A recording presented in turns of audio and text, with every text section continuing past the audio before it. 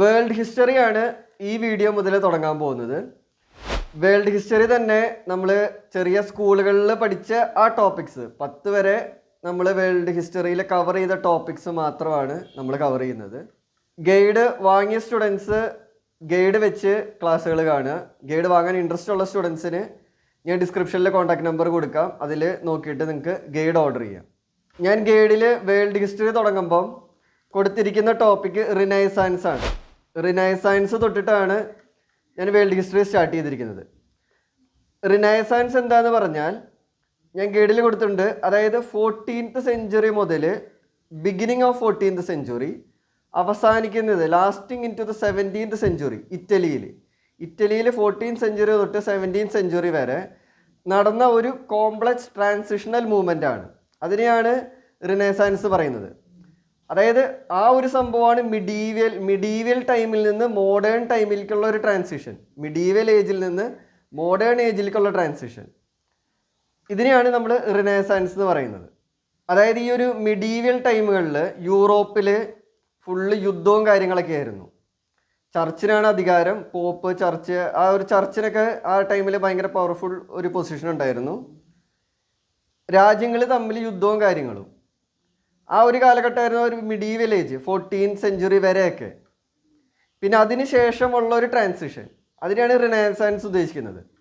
അതിൽ അവരുടെ ഒരു ലൈഫിൽ ഭയങ്കര മാറ്റങ്ങളൊക്കെ വന്നു എന്ന് പറയുന്നുണ്ട്. Art, literature, philosophy, science, religion എല്ലാത്തിലും മാറ്റങ്ങൾ ഈ ഒരു കാലഘട്ടത്തിൽ വന്നു എന്ന് പറയുന്നുണ്ട്.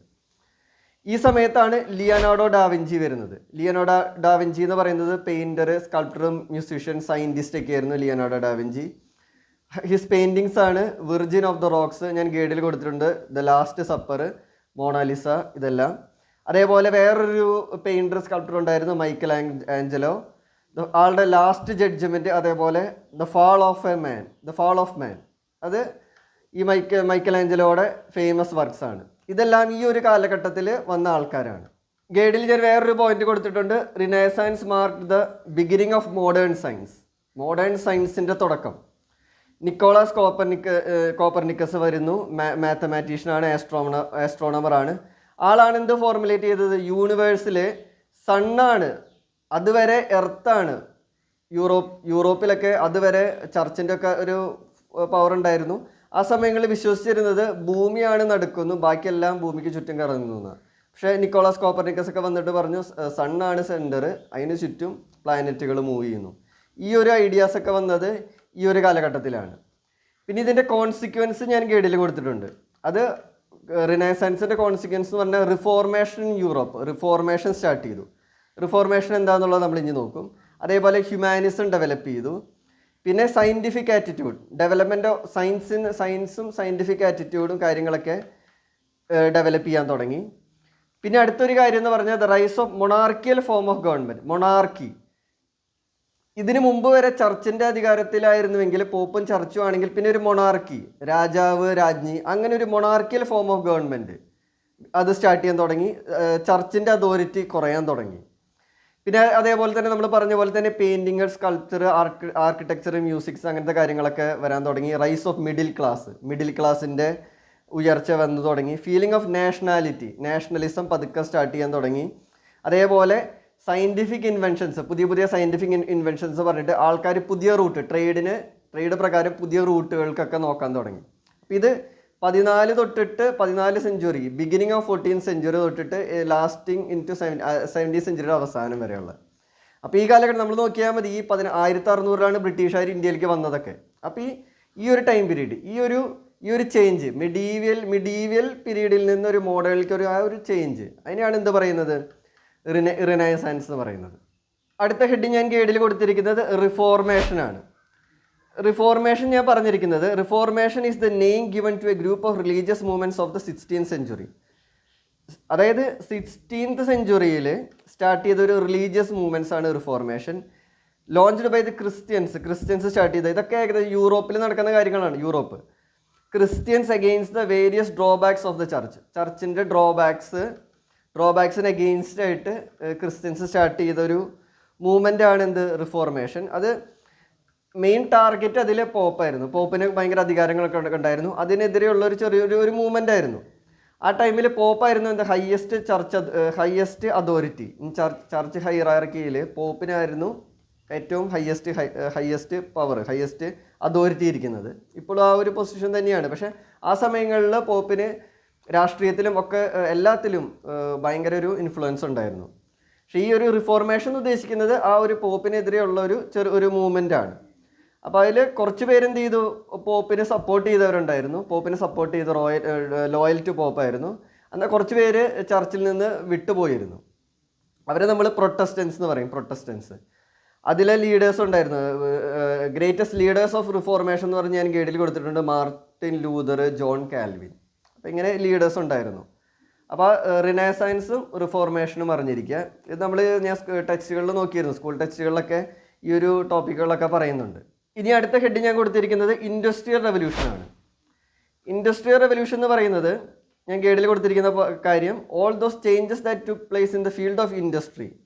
ഇൻഡസ്ട്രിയിലുണ്ടായ മാറ്റങ്ങളാണ് during the second half of 18th century and in the first half of 19th century. ഈ ഒരു കാലഘട്ടത്തിൽ ഇൻഡസ്ട്രീസിൽ ഉണ്ടായിരുന്ന ചേഞ്ചസ് ആണ് ഇൻഡസ്ട്രിയൽ റെവല്യൂഷൻ. വ്യവസായ വിപ്ലവമാണ്. അതായത് എന്തായിരുന്നു എന്ന് പറഞ്ഞാൽ, അതുവരെ നമ്മൾ അഗ്രികൾച്ചറും കാര്യങ്ങളും ഉണ്ടായിരുന്നു. അതേപോലെ എന്തെങ്കിലും കാര്യങ്ങൾ, ഇപ്പോൾ തുണി എന്തെങ്കിലുമൊക്കെ കാര്യങ്ങൾ ഉണ്ടാക്കണേ നമ്മൾ കൈവച്ചിട്ടായിരുന്നു ഉണ്ടാക്കിയിരുന്നത്. പക്ഷെ അതൊക്കെ എന്ത് വരികയാണ്, മെഷീൻസിന് ഡോമിനേഷൻ വരികയാണ്. മെഷീൻസ് വരികയാണ്. അതാണ് ഇൻഡസ്ട്രിയൽ റെവല്യൂഷൻ. അപ്പോൾ ഈ ഒരു 18th century, second half of 18th century മുതലാണ്. അതിന് മുമ്പൊന്നും മെഷീൻസ് ഇല്ല. ഇപ്പോൾ ഒക്കെ ഫുള്ളി മെഷീൻസ് വന്നുവല്ലോ. ആ സമയം ഈ ഒരു കാലഘട്ടം തൊട്ടിട്ടാണ് മെഷീൻസിൻ്റെ കടന്നുവരവ് നടക്കുന്നത്. അപ്പോൾ ഇത് സ്റ്റാർട്ട് ചെയ്തത് എവിടെയാണ്? ബ്രിട്ടനിലാണ്. ഗൈഡിൽ കൊടുത്തിട്ടുണ്ട് Britain in the 18th century. ബ്രിട്ടനിലാണ് ഈ ഇൻഡസ്ട്രിയൽ റെവല്യൂഷൻ സ്റ്റാർട്ട് ചെയ്തത്. ബ്രിട്ടനിൽ ഇൻഡസ്ട്രിയൽ റെവല്യൂഷൻ സ്റ്റാർട്ട് ചെയ്ത് അത് മറ്റ് ഭാഗങ്ങളിലേക്ക് സ്പ്രെഡായി തുടങ്ങി. അപ്പോൾ ഇൻഡസ്ട്രിയൽ റെവല്യൂഷൻ ബ്രിട്ടനിൽ സ്റ്റാർട്ട് ചെയ്തത് കൊണ്ട് തന്നെയാണ് ബ്രിട്ടീഷുകാർക്ക് ഈസി ആയിട്ട് മറ്റ് രാജ്യങ്ങളൊക്കെ കീഴടക്കാനും ഒക്കെ പറ്റിയത്. അവർ ടെക്നോളജിക്കലി ഭയങ്കര അഡ്വാൻസ്ഡ് ആയി. അപ്പോൾ ഈ ഒരു ഇൻഡസ്ട്രിയൽ റെവല്യൂഷൻ്റെ ഭാഗമായിട്ട് വന്ന ഇൻവെൻഷൻസ് ഞാൻ ഗൈഡിൽ കൊടുത്തിട്ടുണ്ട്. 1733 ജോൺ കെ ഫ്ലൈയിങ് ഷട്ടിൽ കൊടുത്തിട്ടുണ്ട്. അത് ക്ലോത്ത് വീവ് ചെയ്യാനുള്ളൊരു മെഷീനായിരുന്നു. അത് സ്പീഡപ്പ് ആക്കി, 4 times സ്പീഡപ്പ് ആക്കി. അതേപോലെ 1764 ജെയിംസ് ഹാർഗ്രീവ്സ് ഞാൻ കൊടുത്തിട്ടുണ്ട്. Hand powered spinning wheel and spinning jenny കൊടുത്തിട്ടുണ്ട്. അതൊക്കെ നോട്ട് ചെയ്ത് വെക്കണം. കോട്ടൺ ടെക്സ്റ്റൈൽ ആ സമയത്ത് കോട്ടൺ ടെക്സ്റ്റൈൽ ആയിരുന്നു മെയിൻ ഇൻഡസ്ട്രി. അതിലൊക്കെ ഇത് ഭയങ്കര ഉപകാരപ്പെട്ടു. അതേപോലെ ഏറ്റവും ഇമ്പോർട്ടൻ്റ് ആണ് 1769 James Watt invented steam engine കണ്ടുപിടിച്ചു. സ്റ്റീം എഞ്ചിൻ എന്ന് പറഞ്ഞാൽ ഭയങ്കര ഒരു കണ്ടുപിടുത്തമാണ്. കാരണം നമ്മൾ സാധാരണ വെള്ളം തിളപ്പിക്കുമ്പോൾ സ്റ്റീം വരും, തിളപ്പിക്കുമ്പോൾ സ്റ്റീം വരും. പക്ഷേ ആ സ്റ്റീം ഉപയോഗിച്ച് ട്രെയിൻ ഒക്കെ എന്ത് ചെയ്യാൻ മെഷീൻസ്, മോട്ടോഴ്സ് ഉണ്ടാക്കാൻ തുടങ്ങി. അതായത് സ്റ്റീം എഞ്ചിൻ വരാൻ തുടങ്ങി. സ്റ്റീം എഞ്ചിൻ വെച്ചിട്ട് ട്രെയിനും കാര്യങ്ങളൊക്കെ റൺ ചെയ്യാൻ തുടങ്ങി, കാറ് അല്ല. അപ്പോൾ വെള്ളം തിളപ്പിക്കുമ്പോൾ സ്റ്റീം വരുന്ന ആ സ്റ്റീം ഉപയോഗിച്ചിട്ട് ഇങ്ങനെ ഒരു ട്രെയിനൊക്കെ അങ്ങനെയാണ് റൺ ചെയ്തുകൊണ്ടിരുന്നത്. ട്രെയിനിൻ്റെ ഉള്ളിൽ വെള്ളവും കാര്യങ്ങളൊക്കെ ഉണ്ടാവും. കൽക്കരി ഇട്ടിട്ട് കത്തിച്ചിട്ട് ആ വെള്ളത്തിൽ നിന്ന് സ്റ്റീം വരും. സ്റ്റീം ഉപയോഗിച്ച് സ്റ്റീം ഇങ്ങനെ പുറത്തേക്ക് വരുള്ളൂ. അത് ഉപയോഗിച്ചിട്ട് പിസ്റ്റൺ വർക്ക് ചെയ്യിപ്പിച്ചിട്ട് ടയർ കറക്കിയിട്ട് ട്രെയിൻ ഒക്കെ മൂവ് ചെയ്യാൻ തുടങ്ങി. അങ്ങനെയൊക്കെ കണ്ടുപിടുത്തങ്ങളൊക്കെ വന്നു തുടങ്ങി. അതാണ് സ്റ്റീം എഞ്ചിനൊക്കെ വന്നതോടുകൂടി മൊത്തത്തിൽ മാറാൻ തുടങ്ങി. അത് തന്നെയാണ് ഇപ്പോഴും നമ്മൾ കണ്ടിന്യൂ ചെയ്യുന്നത്. സ്റ്റീം എഞ്ചിൻ മാറിയിട്ട് ഇപ്പം പെട്രോൾ ഡീസൽ അത് മാറിയിട്ട് ഇപ്പം ഇലക്ട്രിക്കലിലേക്കൊക്കെ മാറി തുടങ്ങി. അപ്പോൾ ഈ ഇൻഡസ്ട്രിയൽ റെവല്യൂഷന് ശേഷം ഒരു ഫാക്ടറി സിസ്റ്റം, ഒരു ഫാക്ടറി ഉണ്ട്. ഫാക്ടറിയിൽ കുറേ പേര് പണിയെടുക്കുക, കുറച്ച് പേരുടെ കയ്യിൽ പൈസയുണ്ട്, അവർ ഫാക്ടറി തുടങ്ങും. ആ ഫാക്ടറിയിലെ കുറേ തൊഴിലാളികൾ, അങ്ങനെ ഒരു സിസ്റ്റവും തുടങ്ങി. അതിന് മുമ്പ് അതുണ്ടായിരുന്നില്ല. അപ്പോൾ അങ്ങനെ ഒരു സിസ്റ്റം തുടങ്ങി. അതേപോലെ ഈ ഒരു സ്റ്റീം എഞ്ചിൻ ഇതൊക്കെ വന്നപ്പോൾ ട്രാൻസ്പോർട്ടേഷൻ, കമ്മ്യൂണിക്കേഷൻ എല്ലാത്തിലും മാറ്റങ്ങൾ വന്നു തുടങ്ങി. അങ്ങനെ ഈ മാറ്റങ്ങൾ എന്തിന്? ക്യാപിറ്റലിസവും ആൻഡ് ക്യാപിറ്റൽ ക്ലാസ്. ക്യാപിറ്റലിസം എന്ന് പറഞ്ഞ സംഭവം തുടക്കമായി. ക്യാപിറ്റലിസം അതായത് ഇനി നമ്മൾ നോക്കാൻ പോകുന്നത് ക്യാപിറ്റലിസം, സോഷ്യലിസം, മാർക്സിസ്റ്റ് സോഷ്യലിസം ആണ്. അപ്പോൾ ഈ ഇൻഡസ്ട്രിയൽ റെവല്യൂഷനൊക്കെ അതിനൊക്കെ ശേഷമാണ് ക്യാപിറ്റലിസം എന്ന് പറഞ്ഞ കൺസെപ്റ്റൊക്കെ വരുന്നത്. അപ്പോൾ ഈ ക്യാപിറ്റലിസവും ഇതുകൊണ്ടാണ് ക്യാപിറ്റലിസവും ഇൻഡസ്ട്രിയൽ റെവല്യൂഷനും ഇന്റർകണക്റ്റഡ് ആണെന്ന് പറയും. ഇന്റർകണക്റ്റഡ് ആണ് കാരണം ഇൻഡസ്ട്രിയൽ റെവല്യൂഷന് ശേഷമാണ് ഇങ്ങനൊരു മാറ്റം വരുന്നത്. കാരണം ഈ ഓണർ ഓഫ് ക്യാപിറ്റൽസ് ഗൈഡിൽ കൊടുത്തിട്ടുണ്ട്. Owner of capital became the capitalist. പൈസ ഉള്ളവരാണ് ക്യാപിറ്റലിസ്റ്റായി മാറുകയാണ്. ക്യാപിറ്റൽ ഞാൻ ഗൈഡിൽ പറഞ്ഞിട്ടുണ്ട് എന്താണ്. Capital came to be defined as the money which is invested for producing different articles in a factory, for buying machinery and raw materials and for selling finished goods in the market. ഇതിനാണ് capital എന്ന് ഉദ്ദേശിക്കുന്നത്. അതായത് ആ ഒരു അത്രയും പൈസയാണ്, ആ പൈസ വെച്ചിട്ട് ഇവർക്ക് എന്ത് ചെയ്യാൻ പറ്റുന്നുണ്ട്, ഫാക്ടറി ഉണ്ടാക്കാൻ പറ്റുന്നു, ഫാക്ടറിയിലേക്ക് ആർട്ടിക്കിൾസ് ഉണ്ടാക്കാൻ പറ്റുന്നു, പിന്നെ എന്ത് ചെയ്യുന്നു, മെഷീൻസ് വാങ്ങാൻ പറ്റുന്നു, ആ മെഷീൻസ് വെച്ച് പ്രൊഡക്ട്സ് ഉണ്ടാക്കുന്നു, പ്രൊഡക്ട്സ് വെച്ച് അത് വിൽക്കുന്നു, അതിൽ തൊഴിലാളികളെയും ആക്കുന്നു. അപ്പോൾ അങ്ങനെ ഒരു ക്യാപിറ്റലിസ്റ്റ്, ഒരു പൈസ ഉള്ള ഒരു വിഭാഗക്കാരും പിന്നെ തൊഴിലാളികൾ പതുക്കെ ഉണ്ടാവാൻ തുടങ്ങി. അപ്പോൾ ഇങ്ങനെ ഒരു economic system, the economic system which generates and give power to the capitalist came to be known as the capitalism, is known as capitalism. അങ്ങനെ ഒരു എക്കണോമിക് സിസ്റ്റത്തിനെയാണ് എന്ത് പറയുന്നത്, ക്യാപിറ്റലിസം എന്ന് പറയുന്നത്. ക്യാപിറ്റലിസം നമ്മൾ എക്കണോമിയിലും ഇന്ത്യൻ എക്കണോമിയിലും ഞാൻ അതിൽ ടോപ്പിക്കിൽ പറഞ്ഞിരുന്നു. അവിടെ എന്താണ് മീൻസ് ഓഫ് പ്രൊഡക്ഷൻ, അതായത് labour, raw material, tools and machines, ഇതെല്ലാം ആരുടെ കൺട്രോളിലാണ്, പ്രൈവറ്റ് ഇൻഡിവിജ്വൽസിൻ്റെ കൺട്രോളിലാണ്. പ്രൈവറ്റ് ഇൻഡിവിജ്വൽസിൻ്റെ കൺട്രോളിലാണ് ഈ ക്യാപിറ്റലിസം എന്ന് പറഞ്ഞ സിസ്റ്റത്തിൽ ഈ കാര്യങ്ങളെല്ലാം എന്ത് പ്രൊഡ്യൂസ് ചെയ്യണം, എങ്ങനെ പ്രൊഡ്യൂസ് ചെയ്യണം ഒക്കെ തീരുമാനിക്കുന്നത് ആരാണ്, ക്യാപിറ്റലിസ്റ്റ് ആണ്. അവരുടെ കയ്യിൽ തന്നെയാണ് ഇതെല്ലാം ഇരിക്കുന്നത്, സ്റ്റേറ്റ് ഗവൺമെൻറ്റിൻ്റെ കയ്യിലല്ല. അങ്ങനെ ഇരിക്കുമ്പോഴാണ് എന്ത് വരുന്നത്, സോഷ്യലിസം എന്ന് പറഞ്ഞ കൺസെപ്റ്റ് വരുന്നത്. സോഷ്യലിസം എന്ന് ഉദ്ദേശിക്കുന്നത് ഈ ഓണേഴ്സ്, ഇവിടെ പ്രൈവറ്റ് ഇൻഡിവിജ്വൽസ് ഉണ്ട് ക്യാപിറ്റലിസത്തിൽ, പ്രൈവറ്റ് ഇല്ല, ഫുൾ ആരും ഓൺ ചെയ്യുന്നു, കോമൺ ഓണർഷിപ്പാണ്, അല്ലെങ്കിൽ ഗവൺമെൻറ്റിൻ്റെ കയ്യിലാണ്. ഗവൺമെൻറ്, ഒരു പ്രൈവറ്റ് ഇൻഡസ്ട്രി ഇല്ല, എല്ലാം ആര് ഹോൾഡ് ചെയ്യുന്നു, ഗവൺമെൻറ് ഹോൾഡ് ചെയ്യുന്നു. അപ്പോൾ അതിൻ്റെ അഡ്വാൻറ്റേജ് ഡിസഡ്വാൻറ്റേജ് ഒക്കെ ഞാൻ ഇന്ത്യൻ എക്കണോമി ക്ലാസ്സിൽ കൊടുത്തിട്ടുണ്ട്, അത് നോക്കുക. ഞാനിവിടെ ഹിസ്റ്ററിയിലൂടെയാണ് ഇത് ഞാൻ സഞ്ചരിക്കുന്നുള്ളൂ. അപ്പോൾ അതാണ് ആ സോഷ്യലിസം എന്ന് പറഞ്ഞ കൺസെപ്റ്റ്. അതുപോലെ തന്നെ മാർക്സിസ്റ്റ് സോഷ്യലിസം, അപ്പോൾ അതെടുക്കുമ്പോഴാണ് നമ്മൾ കാറൽ മാർക്സ് പറയുന്നത്. ഫെഡറിക് ഏഞ്ചൽസും കാറൽ മാർക്സും കൂടിയിട്ട് അവർ കൂടിയിട്ടാണ് ആ ഒരു പുസ്തകം കമ്മ്യൂണിസ്റ്റ് മാനിഫെസ്റ്റോ പബ്ലിഷ് ചെയ്യുന്നത്. 1848 രണ്ടുപേരും കൂടി പബ്ലിഷ് ചെയ്യുന്നു. ഇവരതേപോലെ തന്നെ വീണ്ടും കമ്മ്യൂണിസ്റ്റ് മാനിഫെസ്റ്റോയ്ക്ക് ശേഷം ദാസ് ക്യാപിറ്റൽ എന്ന് പറഞ്ഞ പുസ്തകവും പബ്ലിഷ് ചെയ്യുന്നുണ്ട്. അപ്പം ഈ ഒരു കാറൽ മാർക്സിൻ്റെ ഒക്കെ ഒരു ഐഡിയോളജി എന്താണെന്ന് പറഞ്ഞാൽ ക്ലാസ് സ്ട്രഗിളാണ്. ഹിസ്റ്ററി എന്ന് പറയുന്നത് ഒരു ക്ലാസ് സ്ട്രഗിളാണെന്നാണ് പറഞ്ഞത്. നമ്മൾ ആദ്യം പഠിച്ചപ്പോൾ പറഞ്ഞു, ആദ്യം ആർക്കായിരുന്നു അധികാരം, ചർച്ച്, പോപ്പ്, അവർക്കായിരുന്നു അധികാരം എന്ന് പറഞ്ഞു. പിന്നെ ആ അധികാരം മാറിയിട്ട് എന്തിലേക്ക് വന്നു, പിന്നെ മൊണാർക്കി, രാജാവ്, രാജ്ഞി. അപ്പോൾ ആ പോപ്പ് എന്ന് പറഞ്ഞ അവരുടെ ഒരു അധികാരം മാറിയിട്ട് പിന്നെ അടുത്ത അധികാരം, ആ പോപ്പിൻ്റെ അധികാരമൊക്കെ കുറഞ്ഞിട്ട് രാജാവ്, രാജ്ഞി, അവർക്കായി അധികാരം. ആ അധികാരം പിന്നെ ഫ്രഞ്ച് റവല്യൂഷനും ഇതിനൊക്കെ ശേഷം, ഇൻഡസ്ട്രിയൽ റവല്യൂഷനൊക്കെ വന്നതിന് ശേഷം ആ അധികാരം അതിൽ നിന്ന് മാറിയിട്ട് പിന്നെ എന്തിലേക്ക് വരികയാണ്, ക്യാപിറ്റലിസത്തിലേക്ക് വരികയാണ്. ക്യാപിറ്റലിസ്റ്റ്, അവർക്കായി അധികാരം, അവരായി ഭരിക്കാൻ തുടങ്ങി. അപ്പോൾ ഈ കാറൽ മാർക്സ് പറഞ്ഞത് ഇനിയും ക്ലാസ് സ്ട്രഗിൾ ഉണ്ടാവും, ഇനിയും സ്ട്രഗിൾ ഉണ്ടാവും. ആ സ്ട്രഗിൾ ഉണ്ടാകുന്ന ആരൊക്കെ തമ്മിലാണ്, ക്യാപിറ്റലിസ്റ്റും ഈ നമ്മുടെ മുതലാളിമാരും തൊഴിലാളികളും സമരം ഉണ്ടാക്കിയിട്ട് പുതിയൊരു സിസ്റ്റം വരും. ആ സിസ്റ്റത്തിൽ എന്തുണ്ടാവില്ല, ഇതേപോലെ പ്രൈവറ്റ് കമ്പനീസും കാര്യങ്ങളൊക്കെ ഉണ്ടാവില്ല. എല്ലാ കാര്യങ്ങളും ആര് ഓൺ ചെയ്യുന്നു, സ്റ്റേറ്റ് ഓൺ ചെയ്യുന്നു. അങ്ങനെ പിന്നെ അത് അവസാനം ഒരു കമ്മ്യൂണിസത്തിലേക്ക് എത്തും. കമ്മ്യൂണിസം അത് ഉദ്ദേശിക്കുന്നത് രാജ്യങ്ങളും ഒന്നുമില്ലാണ്ട് എല്ലാവരും കോമൺ ഓണർഷിപ്പ്, ബൗണ്ടറീസ്, രാജ്യങ്ങൾക്ക് ഇപ്പോൾ നമ്മൾ ഇന്ത്യ എന്ന് പറഞ്ഞ അതുപോലും ഇല്ലാതെ. കാരണം ഈ ഒരു കാറൽ മാർക്സിൻ്റെ ഒക്കെ ഒരു ഫിലോസഫി പ്രകാരം ഇങ്ങനെ ഒരു രാജ്യങ്ങളും അതും ചൂഷണം അത് പ്രകാരം കുറേ പേര് ചൂഷണം ചെയ്യപ്പെടുന്നു എന്നുള്ള രീതിയിൽ അങ്ങനെ ബൗണ്ടറി ഒന്നും ഇല്ലാതെ ഒരു ഇത്, അതാണ് കമ്മ്യൂണിസം ഉദ്ദേശിക്കുന്നത്. ഞാൻ ഗൈഡിൽ കൊടുത്തിട്ടുണ്ട്, socialism would give way to communism. അതായത് communism is a classless, division ഇല്ല. ഇപ്പം നമ്മുടെ സൊസൈറ്റിയിൽ കുറേ ക്ലാസിൻ്റെ ഡിവിഷൻസ് ഉണ്ടല്ലോ, അങ്ങനെ ഡിവിഷൻസ് ഒന്നും ഇല്ലാതെ, സ്റ്റേറ്റ് ഇല്ലാതെ, ബേസ്ഡ് ഓൺ കോമൺ ഓണർഷിപ്പ്, പ്രത്യേകിച്ച് ആർക്കും ഒരു ഓണർഷിപ്പിൽ എല്ലാവരുടെയും പ്രോപ്പർട്ടിയൊക്കെ എല്ലാവരുടെയും എന്നുള്ള രീതിയിൽ എല്ലാവർക്കും ഫ്രീ ആക്സസ് ആണ്, മാക്സിമം ഫ്രീഡം. അങ്ങനെ ഒരു സിസ്റ്റമാണ് ഈ കമ്മ്യൂണിസം എന്ന് ഉദ്ദേശിക്കുന്നത്.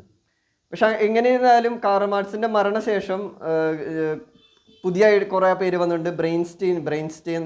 ബേൺസ്റ്റൈൻ എന്ന് പറഞ്ഞ ആൾക്കാരൊന്നും ഈ ഒരു ഫിലോസഫി അത്ര അംഗീകരിച്ചിരുന്നില്ല. കാരണം ആള് ഈ കാറൽ മാർക്സിൻ്റെ ഐഡിയോളജിക്കൊക്കെ എതിരായിരുന്നു. അതേപോലെ ക്യാപിറ്റലിസം ഇപ്പോൾ പറഞ്ഞല്ലോ, പോപ്പ് വന്നു, പോപ്പിൻ്റെ അധികാരം പോയി, പിന്നെ മൊണാർക്കി, രാജാവ്, രാജ്ഞി വന്നു, പിന്നെ ക്യാപിറ്റലിസ്റ്റ് വന്നു. ഇനി അത് തകർന്നിട്ട് അടുത്ത ആൾക്കാർ തൊഴിലാളികളുടെ ഒരു കൺട്രോളിൽ ഫുള്ള് കാര്യങ്ങൾ വരും. അങ്ങനെ ഒരു ഇമ്മിനൻറ്റ് കൊളാപ്സ് ഓഫ് ക്യാപിറ്റലിസം വന്നു. ബേൺസ്റ്റൈൻ അത് വിശ്വസിച്ചിരുന്നില്ല. അതേപോലെ ഈ കമ്മ്യൂണിസം അല്ലെങ്കിൽ കാറൽ മാർക്സ് പറഞ്ഞിരുന്നത് ഈ ഒരു മുതലാളിമാർ ഭയങ്കരമായിട്ട് ചൂഷണം ചെയ്യുക എന്നുള്ളൊരു ഇതിലായിരുന്നു. അപ്പോൾ ഈ ബേൺസ്റ്റൈൻ ഒക്കെ അതിനെതിരായിരുന്നു. അങ്ങനെ എക്സ്ക്ലൂസീവ്ലി പാരസൈറ്റിക് ആൻഡ് ഒപ്രസീവ് ഒന്നും അല്ല എന്നുള്ള രീതിയിൽ. അപ്പോൾ കാറൽ മാർക്സിൻ്റെ മരണശേഷം ഇങ്ങനെയും കുറേ ഫിലോസഫേഴ്സ് വന്നിരുന്നു. അപ്പോൾ ഇത്രയും ടോപ്പിക്കാണ് ഈ വീഡിയോയിൽ എടുക്കാൻ വിചാരിച്ചത്. അടുത്ത വീഡിയോയിൽ നമ്മൾ അമേരിക്കൻ റവല്യൂഷനാണ് നോക്കാൻ പോകുന്നത്. അപ്പോൾ ഈ വീഡിയോയിൽ നമ്മൾ നോക്കിയത് റിനൈസൻസ് ആണ്. റിനൈസൻസ് എന്ന് പറഞ്ഞാൽ അതിൻ്റെ മീനിങ് ഫ്രഞ്ചിൽ റീബർത്ത് എന്നാണ്. അതുപോലെ തന്നെ അതെന്താ സംഭവം എന്ന് ഉദ്ദേശിക്കുന്നത് ആ ഒരു ട്രാൻസിഷനാണ്, മിഡീവൽ നിന്ന് മോഡേണിലേക്കുള്ള ഒരു ട്രാൻസിഷനാണ് റിനൈസൻസ്. അതിൻ്റെ ടൈം പീരീഡ് 14th 17th അതൊക്കെ നോട്ട് ചെയ്ത് വെക്കുക. ലിയോണാർഡോ ഡാവിഞ്ചി ഉണ്ട്, ആളുടെ വർക്ക്സ് നോക്കുക, മൈക്കൽ ആഞ്ചലോയുടെ വർക്ക്സ് നോക്കുക. Renaissance make the modern science ഒക്കെ സ്റ്റാർട്ട് ചെയ്യാൻ തുടങ്ങി നിക്കോളാസ് കോപ്പർനിക്കസ്. അതിൻ്റെ കോൺസിക്വൻസിൻ്റെ ഭാഗമായിട്ട് റിഫോർമേഷൻ വരുന്നുണ്ട്. റിഫോർമേഷനിൽ ചർച്ചിനെതിരെ ചെറിയ മൂവ്മെൻറ്റ്സ് കാര്യങ്ങളൊക്കെ, ചർച്ചിനെതിരെ മൂവ് ചെയ്തവരെ നമ്മൾ എന്ത് പറയുന്നുണ്ട്, പ്രൊട്ടസ്റ്റൻസ് എന്ന് പറയുന്നു. പിന്നെ നമ്മൾ ഇൻഡസ്ട്രിയൽ റെവല്യൂഷൻ പഠിച്ചു. എന്താണ് വ്യവസായ വിപ്ലവം? അതുവരെ കൈവച്ചും കാര്യങ്ങളൊക്കെ ചെയ്തുകൊണ്ടിരുന്നത് മെഷീൻസ് വരുന്നു. അത് സ്റ്റാർട്ട് ചെയ്തത് ബ്രിട്ടനിലാണ്. അങ്ങനത്തെ കാര്യങ്ങൾ, ആ സ്റ്റീം എഞ്ചിനും കാര്യങ്ങളൊക്കെ നമ്മൾ പറഞ്ഞിരുന്നു. പിന്നെ ഈ ഇൻഡസ്ട്രിയൽ റെവല്യൂഷന് ശേഷം ഇത് കണക്ട് ചെയ്തിട്ട് തന്നെയാണ് ക്യാപിറ്റലിസം വരുന്നത്, മുതലാളിമാരുടെ ഒരു ഇത്. കാരണം ഈ ഫാക്ടറി സിസ്റ്റം വരുന്നു. ഫാക്ടറീസ് ഫുള്ള് കൺട്രോൾ ചെയ്യുന്ന ക്യാപിറ്റലിസ്റ്റാണ്. അവർ അപ്പം ക്യാപിറ്റലിസ്റ്റിൻ്റെ കൺട്രോളിൽ കുറേ പൈസയുണ്ട്, അവരാണ് എല്ലാ കാര്യങ്ങളും ചെയ്യുന്നത്. പിന്നെ അവർ ഫാക്ടറീസിൽ തൊഴിലാളികളുണ്ട്. അപ്പോൾ ഒരു ക്യാപിറ്റലിസ്റ്റും തൊഴിലാളികളും രണ്ട് ഗ്രൂപ്പ് വരുന്നു. അപ്പോൾ ആ തൊഴിലാളികളുടെ സപ്പോർട്ട് ചെയ്താണ് സോഷ്യലിസവും കാര്യങ്ങളൊക്കെ വരുന്നത്. മാർക്സിസ്റ്റ് സോഷ്യലിസം പറയുന്നുണ്ട്. കാറൽ മാർക്സ് ബുക്ക് പബ്ലിഷ് ചെയ്ത കാര്യങ്ങൾ അതൊക്കെ എന്തൊക്കെയാണെന്ന് നോക്കുക. ആ ക്ലാസ് സ്ട്രഗിൾ, അതാണ് ഈ കാറൽ മാർക്സ് മുന്നോട്ട് വെച്ച ഐഡിയോളജി. ഹിസ്റ്ററി എന്ന് പറഞ്ഞാൽ ക്ലാസ് സ്ട്രഗിളാണ്. ആദ്യം എന്താ ചർച്ച ഉണ്ടായിരുന്നു, ചർച്ചിന് മുമ്പും ഉണ്ടായിരുന്നു, അതിന് മുമ്പത്തെയും കാര്യങ്ങൾ പറയുന്നുണ്ട്. ആദ്യം ചർച്ചായിരുന്നു. ചർച്ചിന് ശേഷം അവരുടെ ക്ലാസ് സ്ട്രഗിളിന് ശേഷമാണ് മൊണാർക്കി, രാജാവ് രാജ്ഞിയുടെ അതും കഴിഞ്ഞു. അതിന് ശേഷം എന്ത് വന്നു, ക്യാപിറ്റലിസ്റ്റ് അവരുടെ ഒരു അധികാരത്തിൽ വരുന്നു. ഇനി എന്തിലേക്ക് വരും, തൊഴിലാളികളുടെ കൺട്രോളിലേക്ക് കാര്യങ്ങൾ വരും. അങ്ങനെ സോഷ്യലിസം പിന്നെ അത് കമ്മ്യൂണിസത്തിലേക്ക് എത്തും എന്നുള്ള രീതി, ആ ഒരു ഐഡിയോളജിയൊക്കെയാണ് പറഞ്ഞത്. പക്ഷെ അതിന് ശേഷം അതിനെ എതിർത്തിട്ടും ഫിലോസഫേഴ്സ് വന്നിട്ടുണ്ട്. അപ്പോൾ ഈ ഒരു ചരിത്രം ഒന്ന് നോക്കി വെക്കുക. അടുത്ത ക്ലാസ്സിൽ നമ്മൾ അമേരിക്കൻ റവല്യൂഷൻ നോക്കും. ഞാനെല്ലാം ഈ പറഞ്ഞ കാര്യങ്ങളെല്ലാം എൻ്റെ ഗൈഡിൽ ഇൻക്ലൂഡ് ചെയ്തിട്ടുണ്ട്. ഗൈഡ് വാങ്ങാൻ ഇൻട്രസ്റ്റ് ഉള്ള സ്റ്റുഡൻസിന് ഡിസ്ക്രിപ്ഷനിൽ കോൺടാക്ട് നമ്പർ കൊടുത്തിട്ടുണ്ട്, അതിൽ കോൺടാക്ട് ചെയ്ത് ഗൈഡ് വാങ്ങുക. അതുപോലെ ഞാൻ വീണ്ടും പറയാണ്, നമ്മുടെ കോൺസ്റ്റിറ്റ്യൂഷൻ, അതേപോലെ ഇംഗ്ലീഷ് ഗ്രാമർ കാര്യങ്ങൾ, maths, arithmetic and logical reasoning, maths ഉദ്ദേശിച്ചത് അരിത്തമെറ്റിക് ആൻഡ് ലോജിക്കൽ റീസണിങ്, അതൊക്കെ പഠിക്കുക. അതൊക്കെ തറവാവണം. അത് തറവായിട്ട് വേണം ഇത് പഠിക്കാൻ. ഇതെന്തായാലും സൈഡിലൂടെ പഠിച്ചു പോകാന്നുള്ളതാണ്. ഭയങ്കര ഫുൾ അങ്ങോട്ട് പഠിച്ചെടുക്കുക എന്നുള്ളതൊന്നും വേണ്ട. എന്നാലും നമുക്ക് ഈ കാര്യങ്ങളൊക്കെ അറിഞ്ഞിരിക്കണം. നമ്മൾ അഡ്വക്കേറ്റ്സ് ആണ്. നമുക്ക് ഈ ഹിസ്റ്ററിയും ഈ ഒരു രാജ്യത്തിൻ്റെ എന്താണ് സംഭവിച്ചതും ഈ ലോകത്ത് എന്തായിരുന്നു ചരിത്രവും അതൊക്കെ നമ്മൾ അറിഞ്ഞിരിക്കണം. അതുകൊണ്ട് ഈ ഒരു ഹിസ്റ്ററി ഇതും പഠിച്ചു പോകണം.